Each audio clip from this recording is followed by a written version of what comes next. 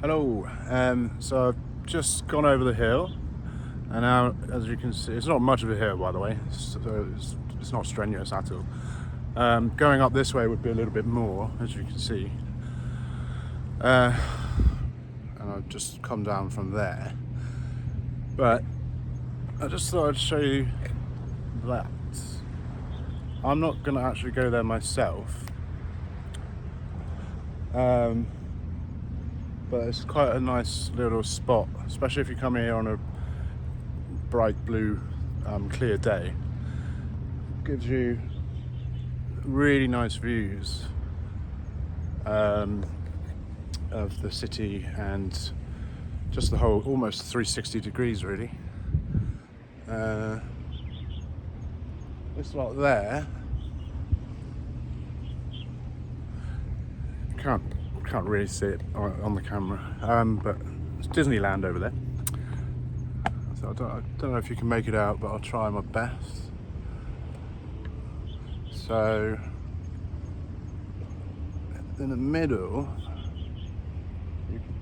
I don't know if you can, but you can just see the spire of the Disney Palace. But yeah, just for your reference, there is a Disneyland in Hong Kong as well. So I carry on down these steps, and then there'll be consecutive beaches, one after the other, that follow the trail, that are next to the trail. I'm not going to go on them myself. I'll just walk next to them. I'm sure the dog will want to go, so she can.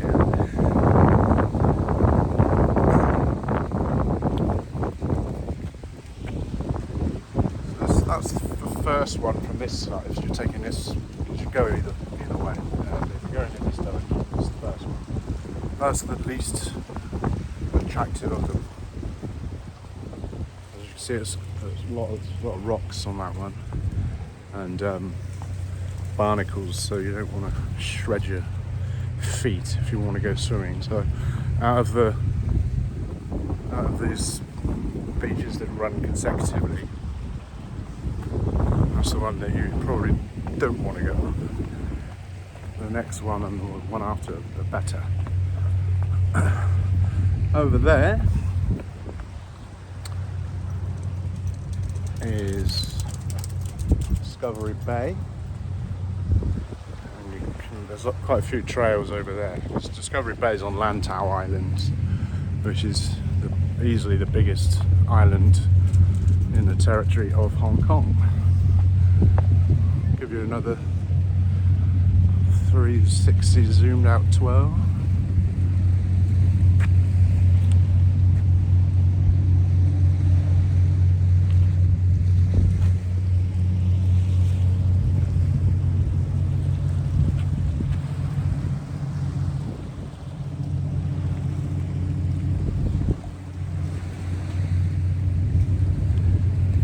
So yeah, like I say, if it was a brilliant blue day, that would be quite the photo taking opportunity. Like I said, it's a little bit hazy today, but you get the idea. You can constantly see these ferries going to and from. From this angle, they would be the Discovery Bay ferries. And the Peng Chau ferries go around the other side. Now, talking about ferries, if you wanted to catch if you wanted to catch the ferry to Peng Chau, there's two options: there's fast ferries and slow ferries. But to be honest with you, the difference is only a few minutes, so you may as well get the slow one. Because it's cheaper, and the reason why it's referred to as a slow ferry is because you can bring cargo on those ones, even though they're exactly the same vessels. So it's a bit of a joke if you get the fast ferry, because that's just, by Hong Kong standards, considerably more expensive. Slow ferry is, what was it? It's 20 Hong Kong. So just about £1.70, £1.80, and whatever that is in US dollars. This one has a slight slope, but again, it's nothing. It's just the equivalent. It's very gentle, so it's only really the equivalent of one flight of stairs.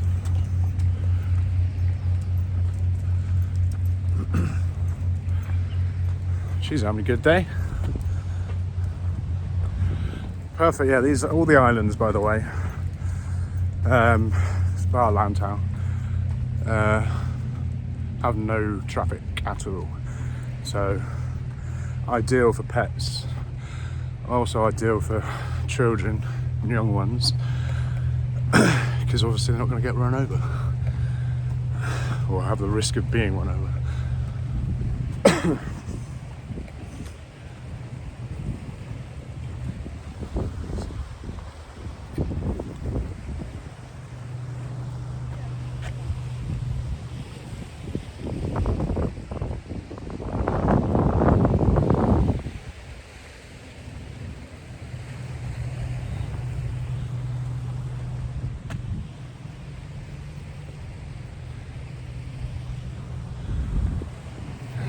Few fellow trekkers, well, I wouldn't really call this a trek, but more of a gentle stroll.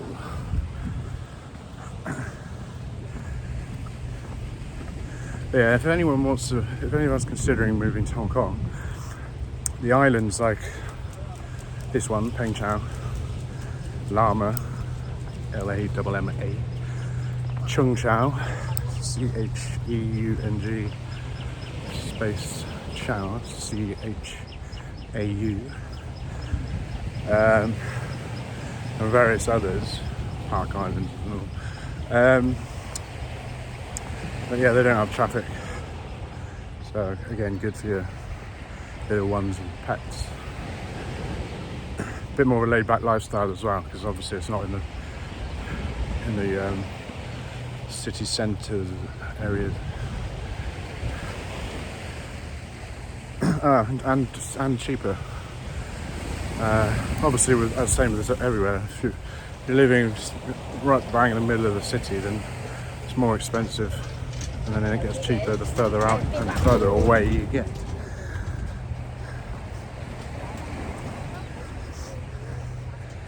But don't be afraid of being disconnected from the rest of Hong Kong, because if you did choose to live in one of the islands, because the ferries are very regular every half an hour, and in many cases they're actually quicker to get to and from work, because of course there's no traffic. You get on the ferry and you know exactly what time it's going to leave and exactly what time it's going to arrive, so that suits some people down to the ground, to a T. Here's another beach. I can't really see it from there, but that's how I can go around. This one is, this doesn't have any giant sharp jagged rocks and barnacles, so it's better for your feet.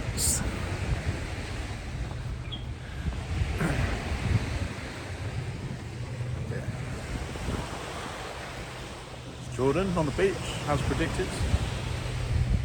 You can see bins as well. Do be considerate and don't chuck rubbish all over the place. It's one of my pet hates. So there's always bins, so you only have to walk 20 feet to put away your rubbish, as opposed to just leaving it lying around.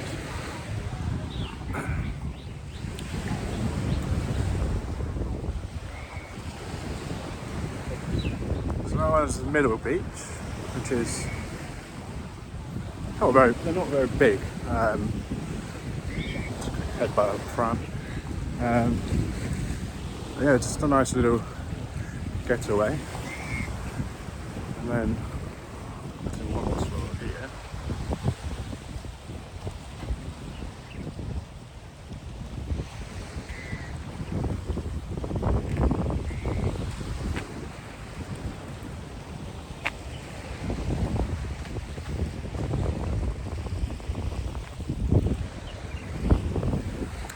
Peng, before we just go over to the next one.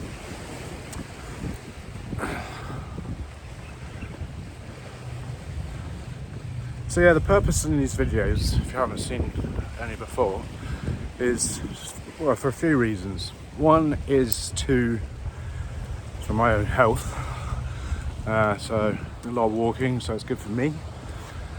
Another one is because I wanted to just kind of retread my footsteps and just explore everywhere again, because everything's constantly changing in Hong Kong. So it's almost like you're visiting a new place if you haven't been on certain trips around Hong Kong for a few years. And last but not least is for you guys, obviously, so you can actually get to know Hong Kong. For the first bunch of videos I do will be like focused only on Hong Kong, which I thought made sense because it is a massive, tourist hub, and I know the place, so you'll get accurate information from me, just to make your life a little bit easier. So think of me as your Hong Kong tour guide. Because the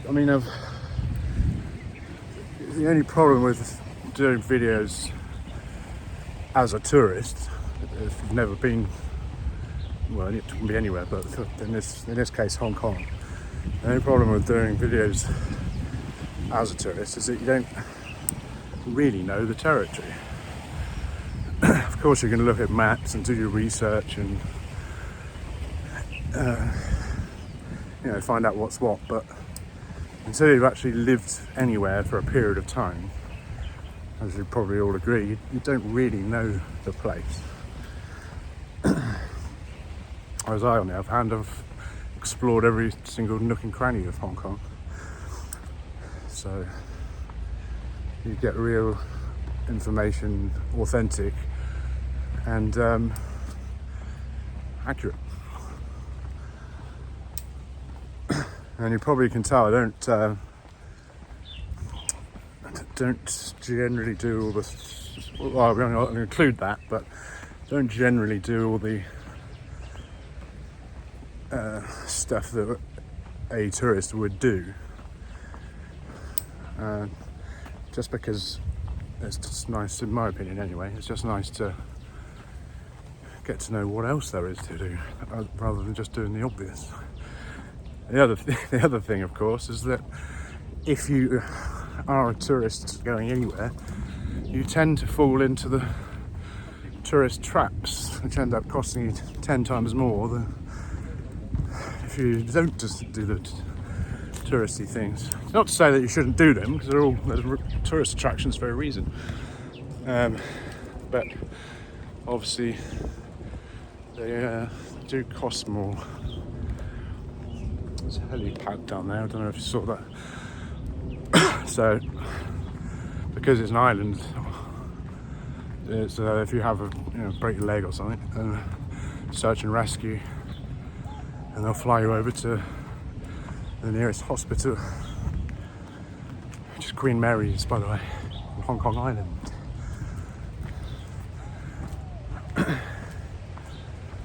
So that's all the uphill that's it really, so there's hardly anything, as I say.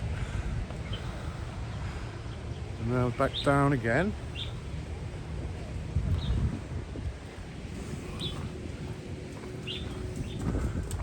Jordan.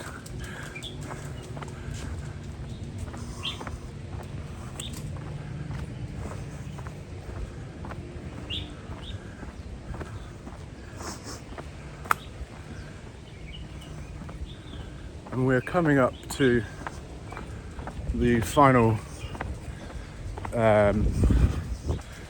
section of this leg. So that's, you've seen in just in 2 videos, it's taken me only half an hour to get from the pier to the point I'm at now.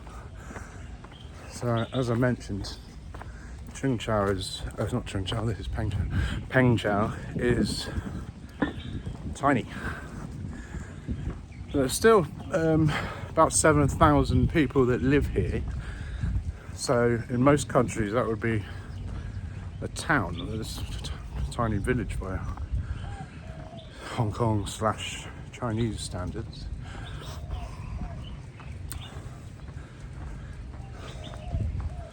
So what we're, I can't just go closer to the mic, sorry. So what we're on now is like a jetty, and they've connected a minuscule island to Peng Chau, but you can just walk across there to what's probably the smallest beach in the known universe. I'll zoom out now.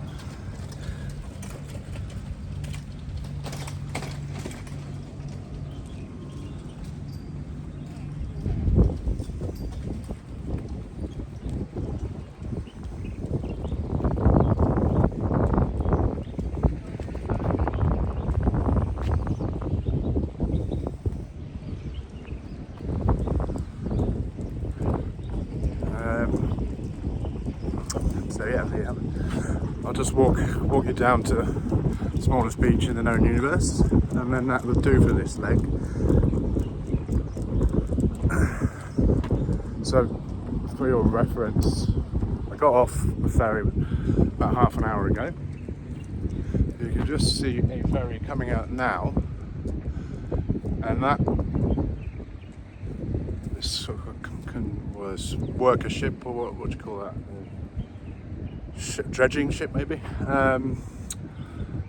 So just around the corner from there is where the pier is. So it's only a 5-minute walk from where I'm walking now.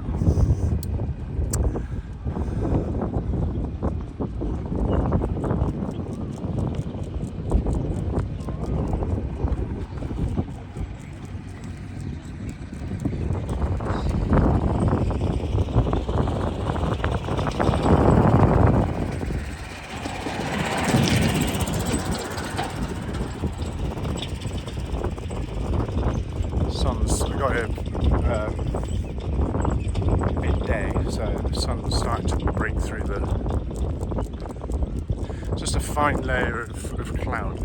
So the sun's starting to break through that now. So if I'd gotten here an hour or so later, it probably would be the blue skies which I was talking about earlier.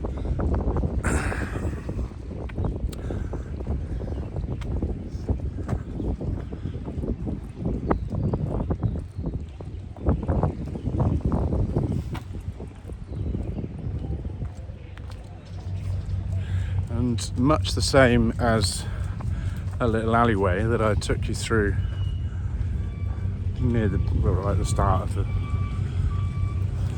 previous video.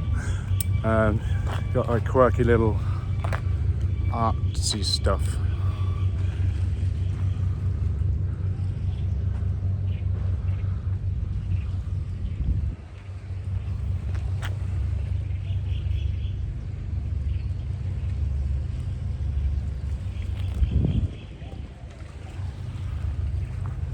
I guess, what's the word? You could call that eccentric. Interesting, no? I suppose.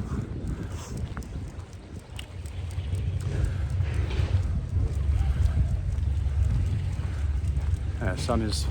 I can feel that the sun is starting to break through properly.